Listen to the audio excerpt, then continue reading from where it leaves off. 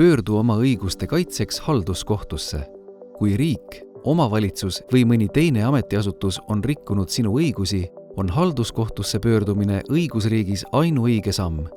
Halduskohtusse saab pöörduda näiteks järgmistel juhtudel.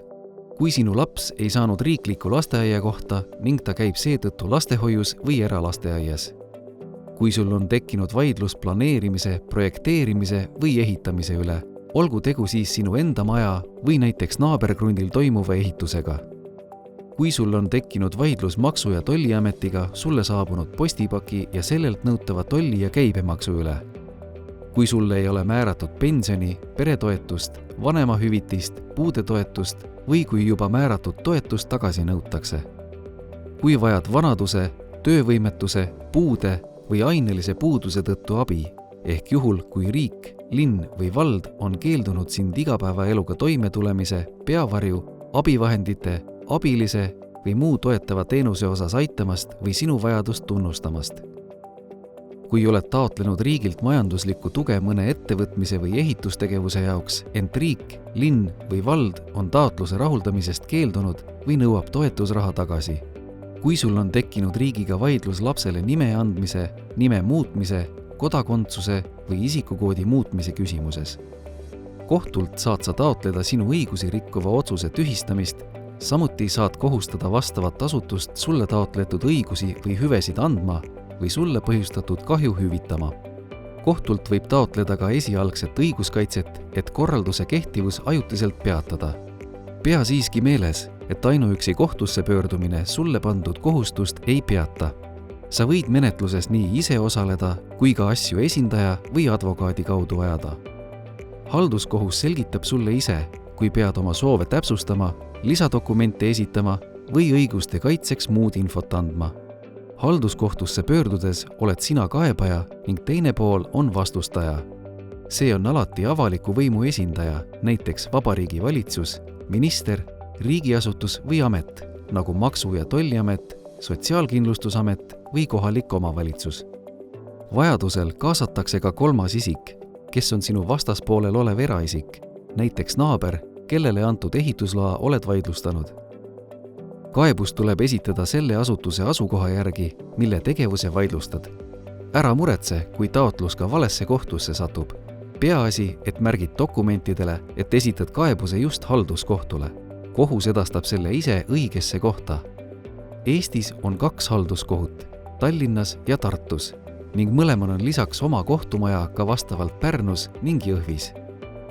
Halduskohtule esitatud kaebuses tuleb ära märkida järgmised asjad. Halduskohus, kuhu kaebuse esitad, sinu andmed, mille kaudu saab kohus sinuga kindlasti ühendust võtta, andmed asutuse kohta, mille tegevuse vaidlustad. Kohus aitab sind vajadusel täpse sõnastusega, aga anna teada, mille tühistamist, andmist või otsustamist sa taotled. Vaidlusaluse haldusakti või toimingu sisu, nimetus, kuupäev, number ja selle andnud või teinud haldusorgan, kaebuse faktiline põhjendus ehk kuidas sinu õigusi rikutakse, mida sa soovid saavutada ning mida on linn, riik või vald sinu hinnangul valesti teinud. Oluline on, et kaebus ei pea sisaldama õiguslikke põhjendusi, seega ei pea sa näitama, millistele õigusnormidele nõue tugineb, vaid oma sõnadega sinu õiguste rikkumist kirjeldama.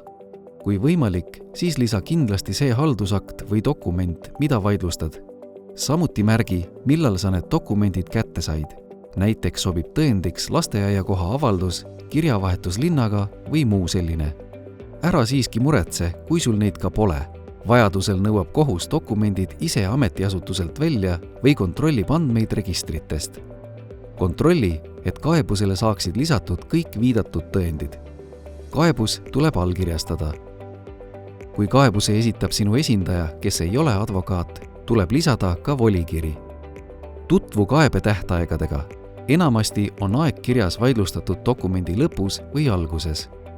Tavaliselt tuleb kohtusse pöörduda 30 päeva jooksul alates dokumendi saamisest, kuid see tähtaeg võib olla ka lühem või pikem. Kaebuse esitamisel tuleb sul tasuda riigilõiv.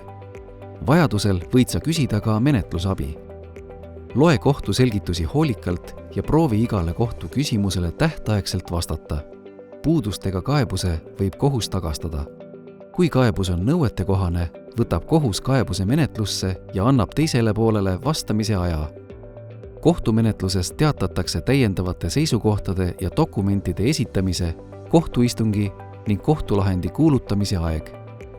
Kohtulahendi saab edasi kaevata ringkonnakohtusse. Halduskohtusse pöördumine on õigusriigi normaalne osa, see on kõigile inimestele kättesaadav. Kohtusse pöördumise tõttu ei tohi ükski ametiasutus või sinu tööandja sind kiusata, diskrimineerida ega survestada. Sinu tegutsemisest võib olla tulevikus abi kellelegi teisele sarnases olukorras olijale. Halduskohtu menetluse kohta leiad rohkem infot kohtute kodulehelt kohus.ee.